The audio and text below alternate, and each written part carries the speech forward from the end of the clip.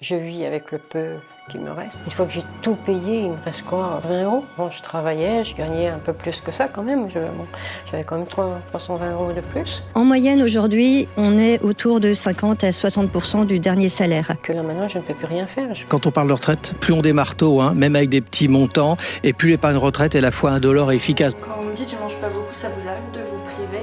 Oui. Et en fait, on estime qu'à l'horizon de 2050, le taux pourrait tomber aux environs de 45 à 50%. D'où l'importance, encore une fois, d'anticiper. Oui, 2 jours, je n'ai pas mangé. J'ai travaillé toute ma vie et aujourd'hui, il me reste 20 euros pour finir le mois. Retraite rime avec perte de revenus. Évidemment, vous, parce que vous êtes quelqu'un de prévoyant, C'est vrai qu'il faut commencer quasiment au début de sa carrière. vous ne vous retrouverez pas dans la situation dramatique de cette retraitée. Non, car vous lisez, vous vous informez notamment avant de décider. Vous regardez aussi les classements des différents contrats d'épargne, retraite, comme le PER qu'on peut vous proposer. Alors moi j'ai failli aussi me faire avoir par le zéro frais, etc. C'est une arnaque. 80% de l'avantage fiscal part en frais.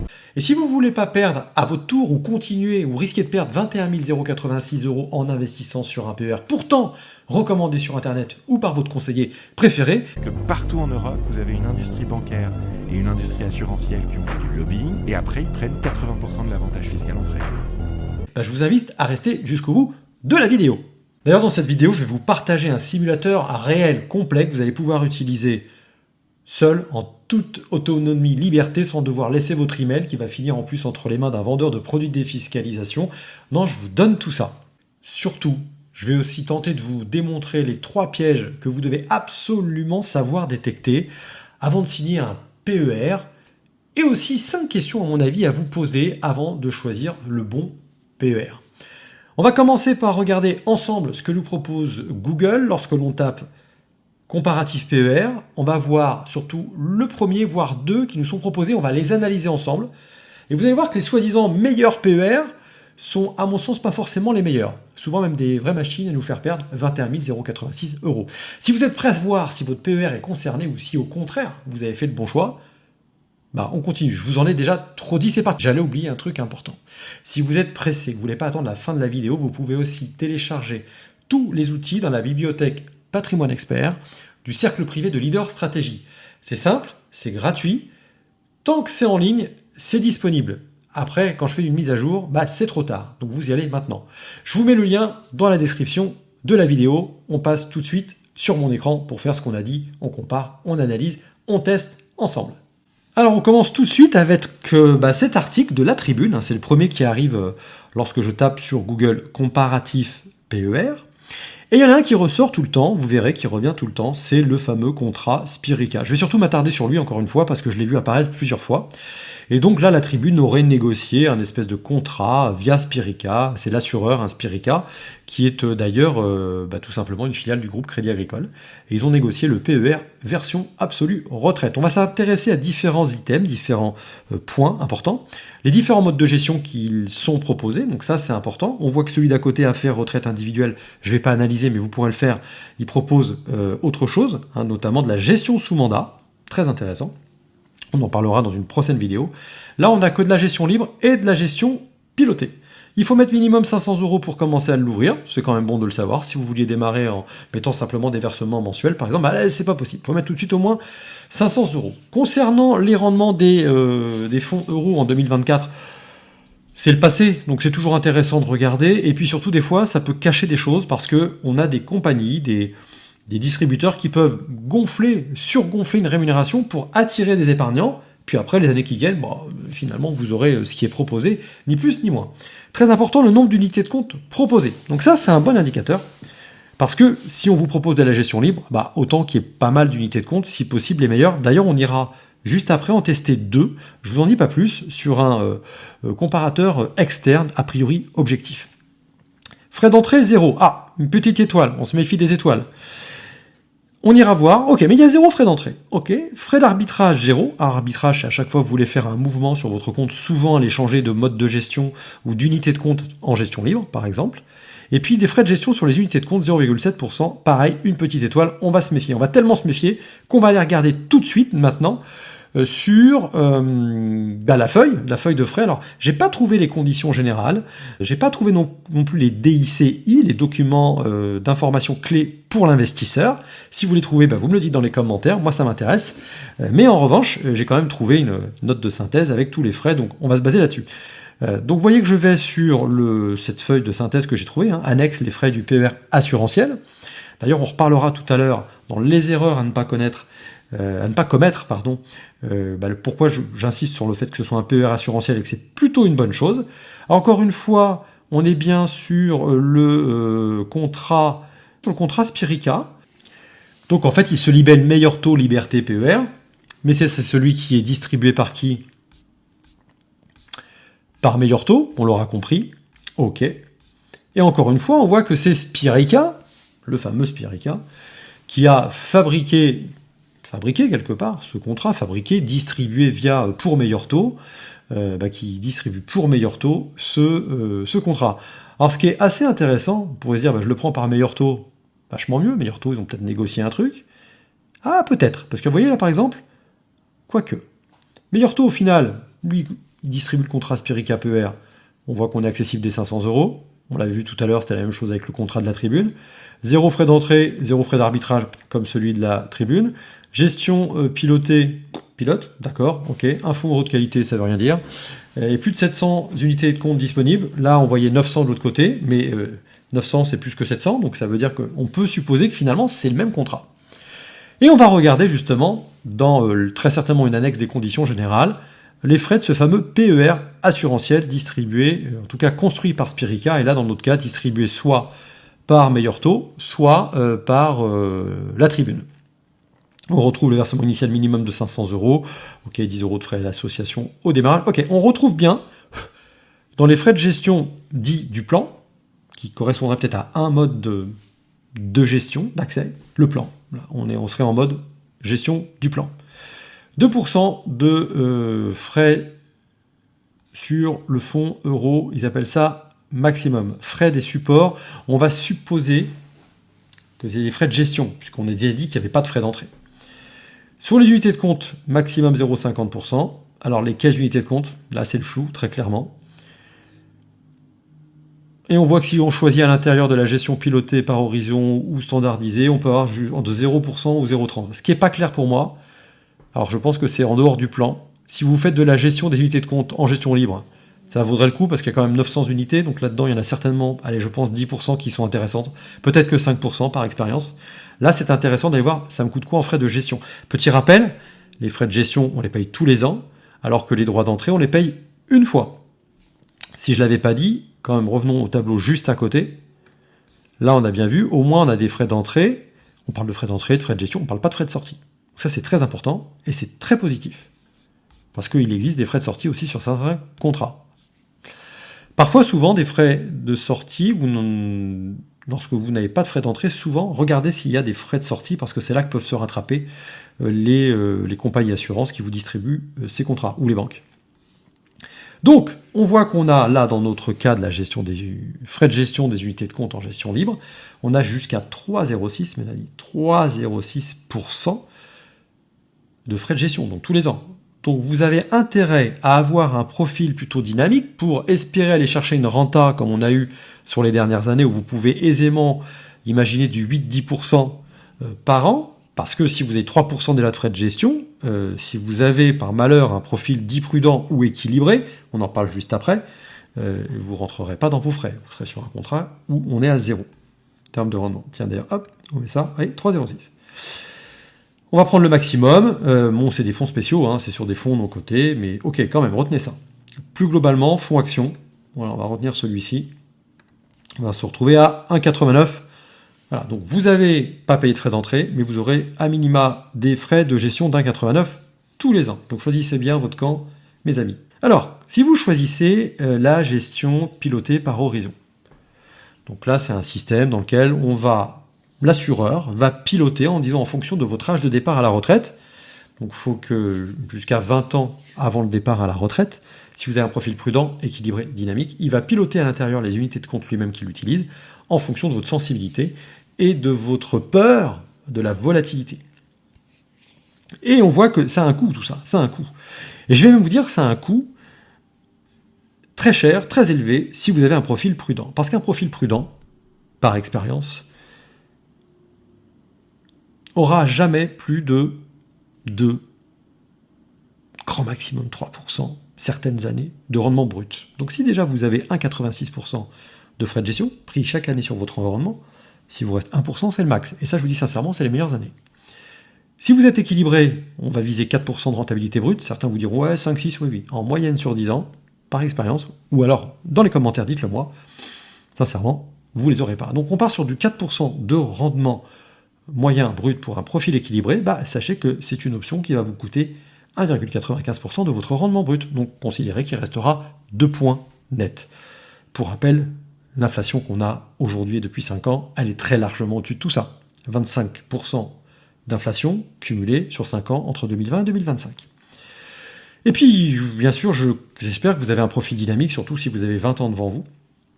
Et là, effectivement, des frais de gestion pilotée à l'année de 2,07, c'est un peu élevé. Bon, si vous n'avez plus eu de frais d'entrée, pourquoi pas. Sur un profil dynamique, si vous avez du 10% de rendement, 8% de rendement, il reste entre 6 et 8 net. Allez, ça peut s'entendre. Vous avez compris la logique. Je vais parler aussi sur la gestion pilotée, qui est un peu différente de la gestion pilotée par horizon. Elle est juste pilotée, celle-ci. Elle ne prend pas en compte votre date de sortie, elle ne prend en compte que votre sensibilité à la volatilité. Et alors, autre chose, point important, allez regarder les autres frais potentiels. Là, on voit bien que sur certains fonds, ils peuvent prendre jusqu'à 10% de frais de gestion à l'année. Réfléchissez, allez regarder. On va continuer maintenant sur un autre contrat qui est proposé et qui revient assez souvent. Il s'appellerait placement direct. Je m'en vais là. Voilà. Placement direct ISR. Le distributeur, c'est placement direct. Attention, c'est distributeur. Je ne sais pas quelle est la compagnie d'assurance qui est derrière. ISR, ça veut dire investissement socialement responsable. On fera un petit focus juste après là-dessus. Pareil, j'ai retrouvé, alors pas les conditions générales, pas les documents d'information clés pour l'investisseur, mais une fiche synthétique qui résume globalement l'essentiel de ce qu'on va trouver en termes de frais et de contenu de ce produit. Et là, on va faire un focus sur les frais. Tiens, c'est marrant, ça ressemble à l'autre. Il faut mettre au moins 500 €, le fameux Spirica. Là, c'est plus 10 € par mois qu'il faut mettre, mais 20 € par mois, 10 € pour accéder à ce contrat une fois à l'adhésion, mais c'est 20 €. Bon, ok. Après, un point important, il faut mettre au moins 50 € par mois si vous voulez le faire vivre tous les mois. D'ailleurs, je vous conseille de faire vivre votre contrat en y mettant une somme régulière tous les mois, par exemple, dont vous n'avez pas besoin sur un terme long. On a là, pour le coup, des frais de gestion, on va dire que c'est ça, sur le fonds euro à 0,60. C'est très intéressant, très compétitif, franchement, je valide. 0,50% de gestion en gestion à horizon pilotée, c'est très bien aussi. Et j'ai presque envie de dire, sur des supports en unité de compte de type SCP, ISCI, OPCI, OPC, 0,50, ça me paraît là aussi ultra intéressant. On voit qu'un support euro-croissant, soit il n'existe pas, soit en tout cas on ne donne pas d'informations sur le sujet. Après, sur gestion libre, là il vous donne des moyennes. C'est là que j'avais vu, voilà. On va être à 2,20 en moyenne. Alors on ne nous parle pas de frais d'entrée. S'il n'y a pas de frais d'entrée, ok, faut choisir à mon avis des actions qui ont de type offensif, hein, qui vont chercher des rendements à 8, 10, 12 et plus. Attention, les années de moins-value, vous payez quand même les 2,20% de frais de gestion. Là, pour la petite histoire, ils sont transparents, ça c'est bien, ils disent combien ils touchent, eux, sur ce que vous allez payer. Donc sur 2,2% de frais de gestion annuels, eux vont gagner l'équivalent de 0,8%. Ça veut dire qu'ils prennent grosso modo un tiers des commissions. Donc on a un tiers des commissions qui leur reviennent. Excusez-moi. Sur les fonds obligations, 1,31, ok. Ah, alors là, attention. Sur les fonds immobiliers, en moyenne, ils prennent 2,09. Là, c'est moins clair. Ils mettent en rétrocession, en moyenne, 6,32 à la souscription. Dont rétrocession, nos 2 supports sont concernés pour les rétrocessions sur encours, dont taux de rétrocession de commission. En moyenne, 6,32 à la commission, à la souscription. Alors là, ça voudrait dire qu'ils prennent 6,32% de ce qu'ils touchent sur les 2,09. Donc ça veut dire, j'en sais rien, s'ils touchent 209 €, ils vont prendre 6,32% de 209 €. Allez, 12 € par là. Voilà. Et sinon, sur les encours, ils regagnent 0,6%. Ok. Sur la gestion à horizon, on a vu que c'est jusqu'à 1,94. Là aussi, ça ressemble beaucoup à celui qu'on avait juste avant. Gestion pilotée, on retrouve à peu près les mêmes notions. Alors, on va regarder quelques frais. Et ben voilà, frais sur versement, frais ponctuels, il n'y en a pas.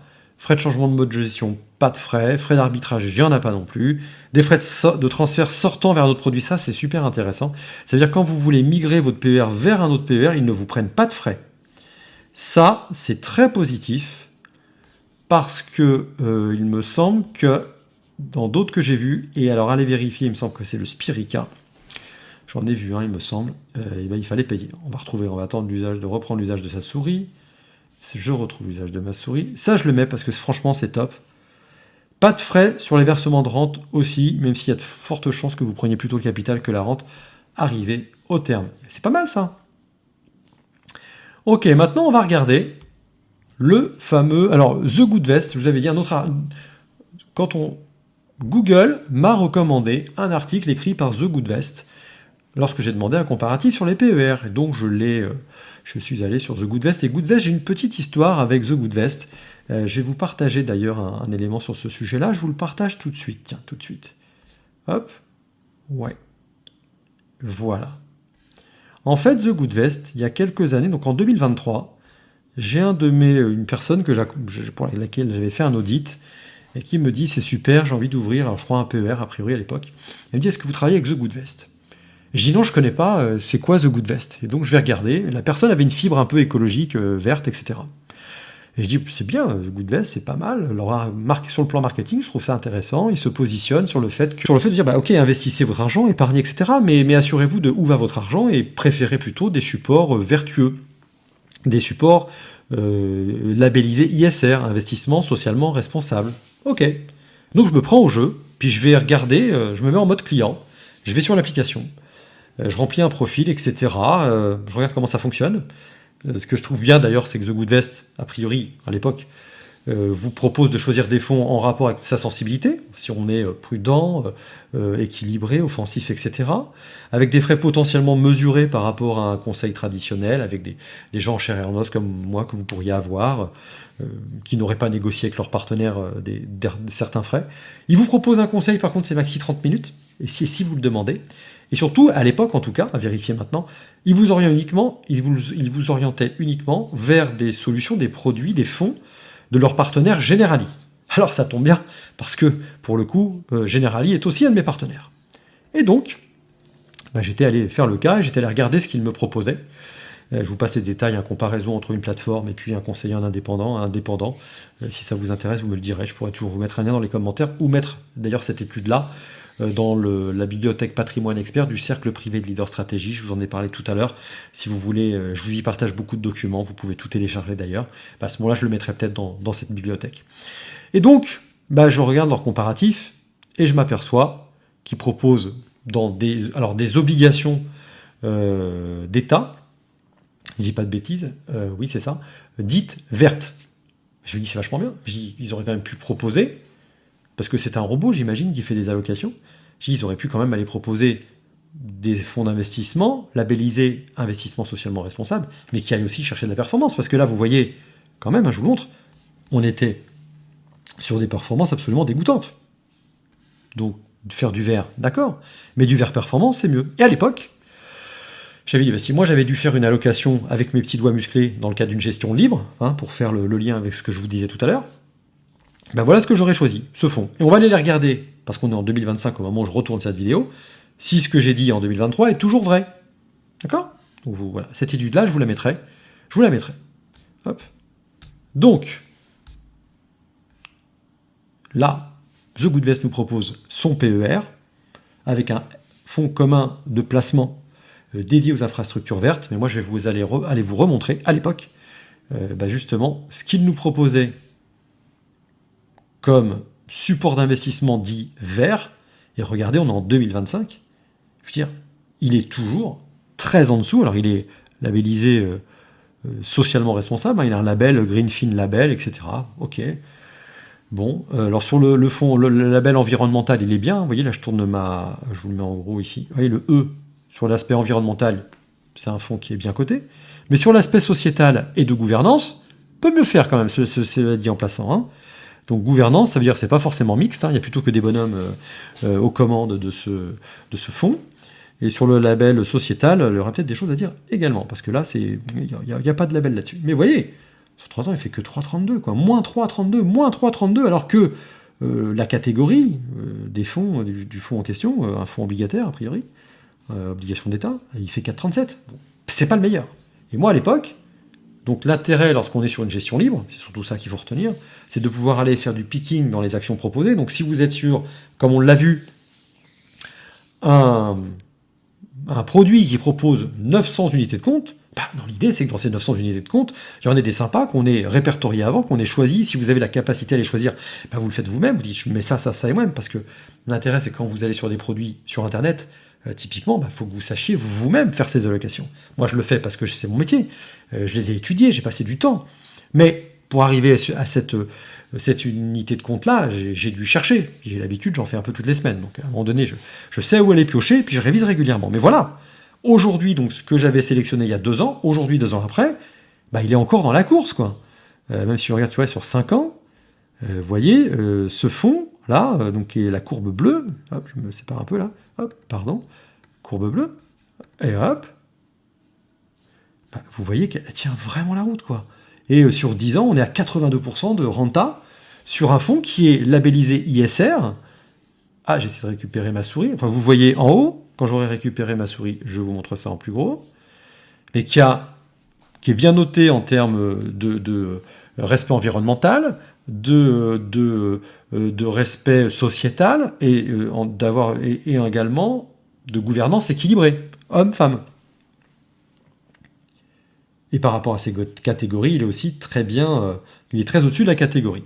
Voilà, je voulais vous montrer, donc là on est sur Quantalis, pardon si vous ne le saviez pas. Je suis allé sur le site Quantalis, vous pouvez faire ces mêmes comparatifs vous-même lorsque vous sélectionnez vos unités de compte et allez sur Quantalis, vous reprenez le numéro d'ISIN, le code ISIN, vous le mettez là, vous cherchez et ça vous donne ce genre de petit rapport. Voilà, c'est un outil que j'utilise vraiment au quotidien. Et vous avez même là la note de risque, certains disent de risque, sur une échelle de 1 à 7 de ce fonds. Vous voyez, donc 4 sur 7, en plus, c'est un fonds qui est estampillé équilibré. C'est bien pour les profils dits équilibrés, les gens qui ont une sensibilité au risque qui est équilibrée, on va dire. Ok ?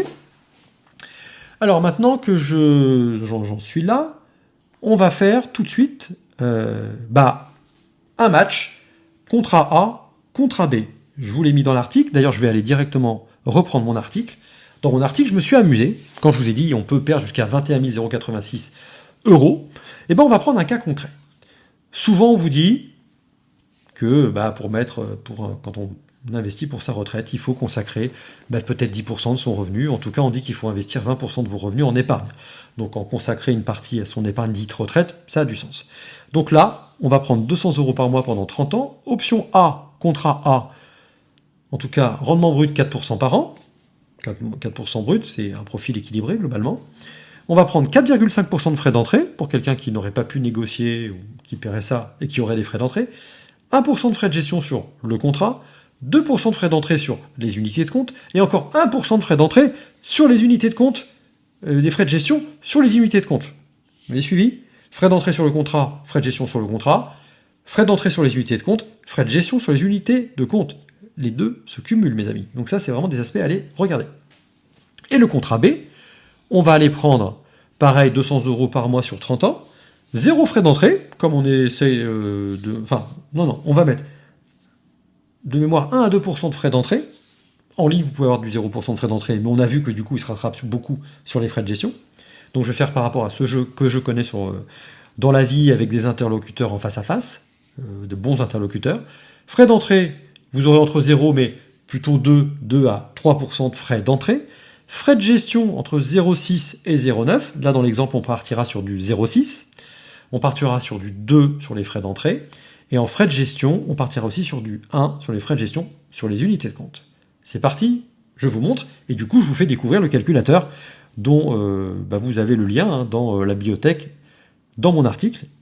Vous avez le lien dans la bibliothèque Patrimoine Expert, dont je vous ai déjà parlé. Donc, on y va.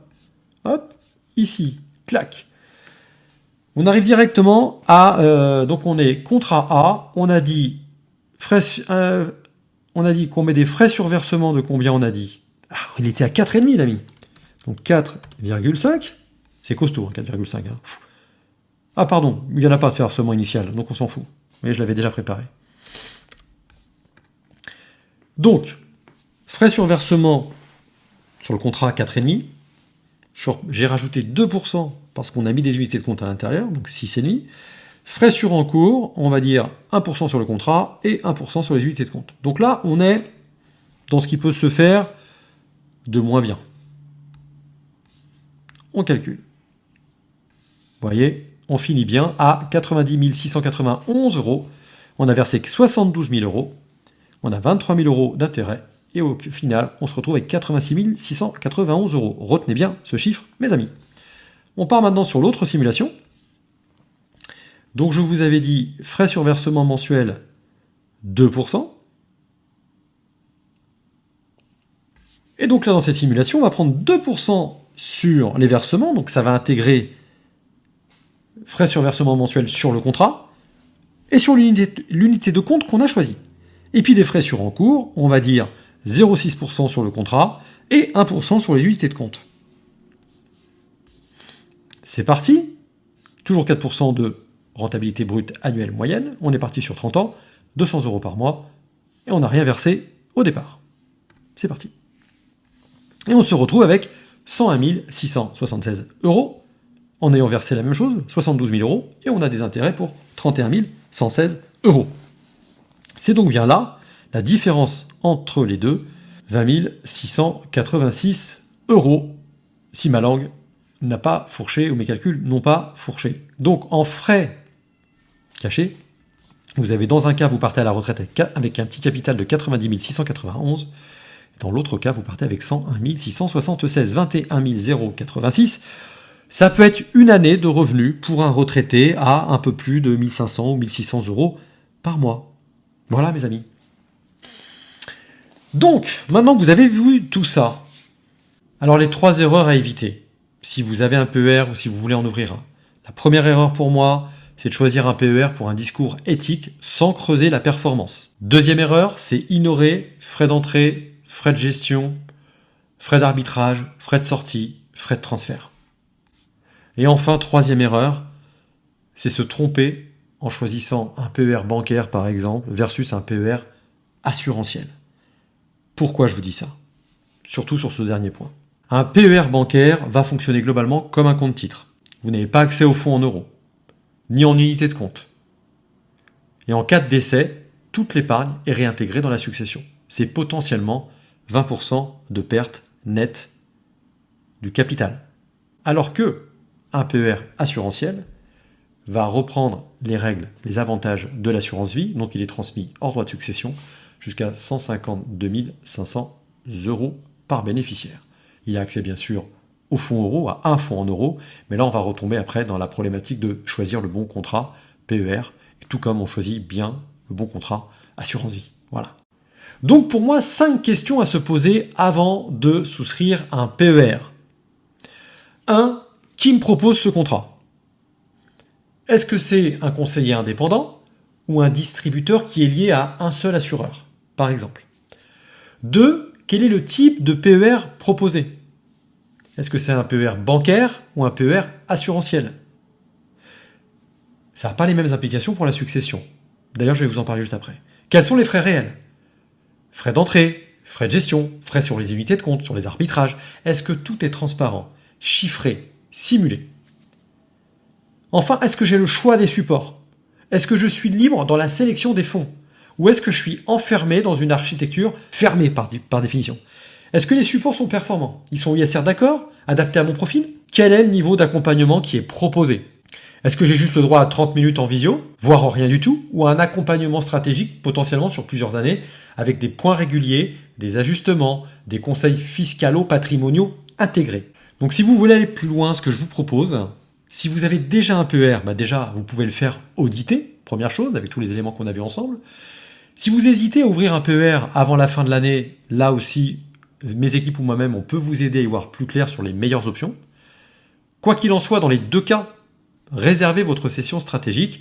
On vous offre 30 minutes, 2 fois par semaine, en fonction des disponibilités dans mon agenda ou de mon équipe. Je vous ai mis le lien en description. Si vous préférez en revanche accéder à tous les outils tout seul en parfaite autonomie pour reprendre le contrôle de vos finances, toute mon équipe et moi-même, on met tout notre cœur pour vous partager du contenu téléchargeable gratuitement.